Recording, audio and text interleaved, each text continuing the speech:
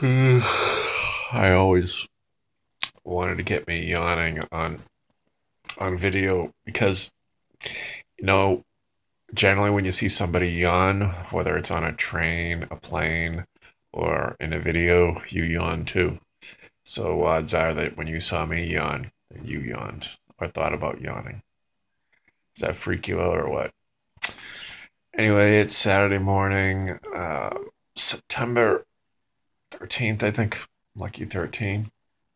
And I hadn't done one of these solo. I'm actually a duo now doing these videos. So that's a lot more fun, a lot less pressure on me.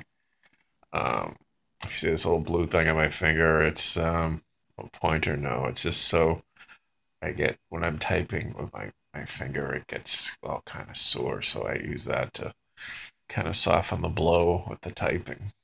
Yeah, that's what I do. I'm not turning into a Smurf. So, something that's been interesting to me for a long, long time. I thought I'd just talk about it a little bit because I never hear anybody talk about it. I never really talk about it with anybody because it's kind of a crazy topic I've never really heard discussed. And it's the butterfly effect. Like a butterfly flying around. Um, but it really has nothing to do with butterflies. I don't know how I got that term, but it's the effect that we have that we don't even realize the effects that we have. And like for instance, say um, say you are on a bus or some or whatever, and you have a conversation with somebody, and you don't really know that they were really depressed that day, and they were gonna go off and like jump off a bridge or either go into a bank and just like shoot like 15 people, and just because they talked to you and you smiled at them and said something nice or whatever, it just kind of turned their whole outlook.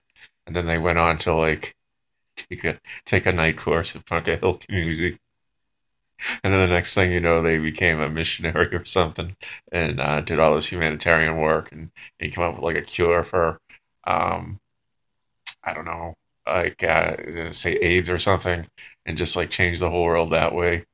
And like you would never know that you would had that effect, and you would go on with your life if it was miserable and just you had that one shining moment.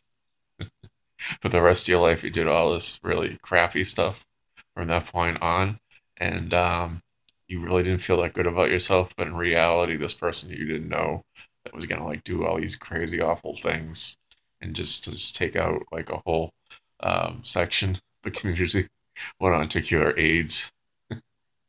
And like, would that affect your standing with on Judgment Day? That you would really turn things around. You didn't even know that you turned them around. Um, and then like I was thinking like myself, like how when I was born, how I was it was totally unexpected, and how how those dominoes played into the effects of everybody else around me. Like how things would have been totally different and for the lives of not only my siblings but my parents, and where would they have gone from that point um, without um, that decision of my dad that night, thinking that everything was cool and he was going to have some fun, and how that affected everything.